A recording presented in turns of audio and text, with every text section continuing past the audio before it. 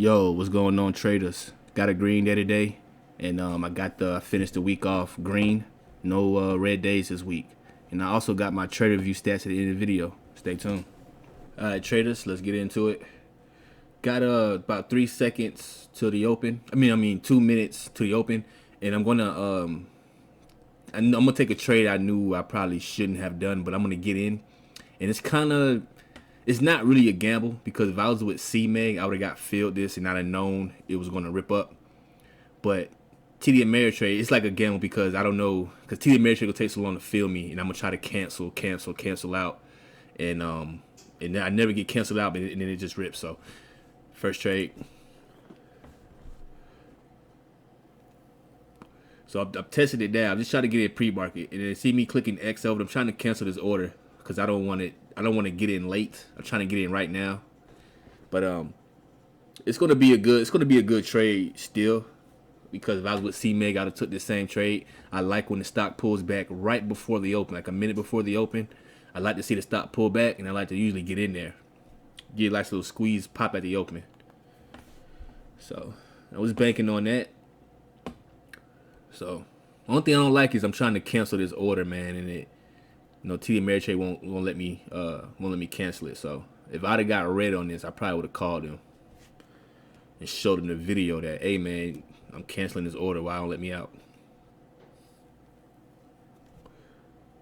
So still out there. So I feel, because I'm gonna get filled, and I just had a feeling I was gonna get a rip. Just had a feeling I was gonna rip up. So not really too mad. Look at this slow fill. I should have been filled. So I got in there, put me in at 1046, and I'm instantly up. That's kind of like a lucky trade right there. It's kind of like a lucky trade. So next trade here, MGLD, second trade of the day. It's going. I got kind of sketched out by how the tape was acting, but there's a hidden buyer. There was a hidden buyer here. You're gonna see it. And I wasn't really thinking about that hidden buyer when I thought about it a little bit, but I was just scared that the stock could still drop, because like if it cracks this low, it's gonna come all the way down to like $3.82, or maybe down here to $3.70 for like a little bounce, just under 370.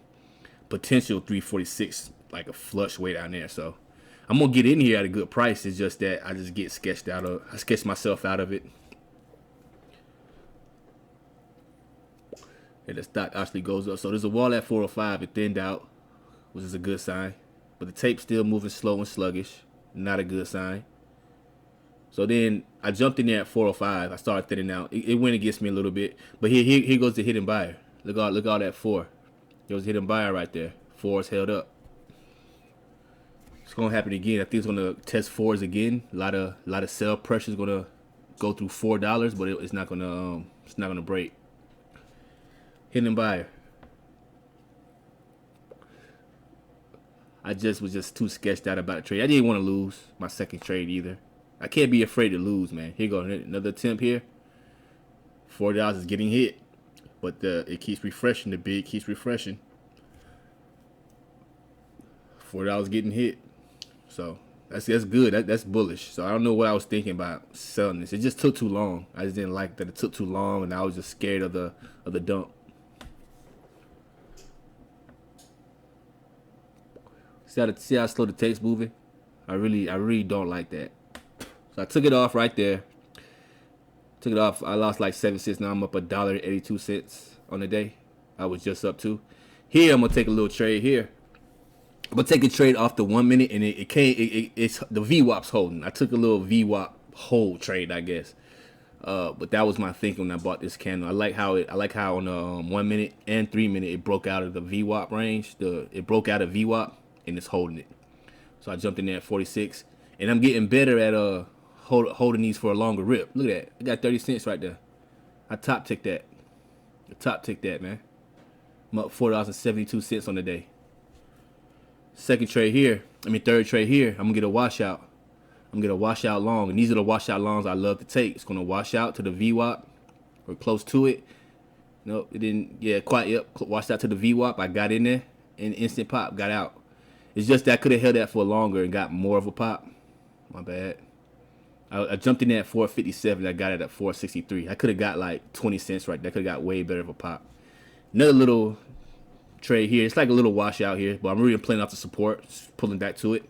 It bounced, jumped in there. I'm taking 5 shares too because I got a nice little cushion on the day.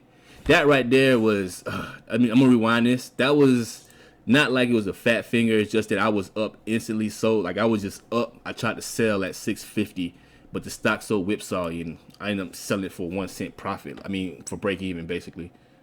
So see, look how quick that was. There's no way I was gonna get that. I should have just held it long because it actually still goes up. So I broke even on that trade. That's my third trade today. Second trade here. Playing the support level, and I only got 5 shares. I say I got a nice little cushion, and then once I get my cushion on the day, I downsize. That's what I do. I downsize.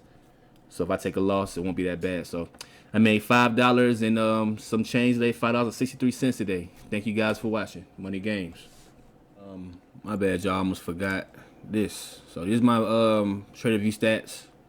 See, all green days this month. I had 1 red day this month. Like I said, February was bad for me, real bad for me. January was bad for me, but March, it's looking good, looking pretty good. Yep. Thank you guys for watching.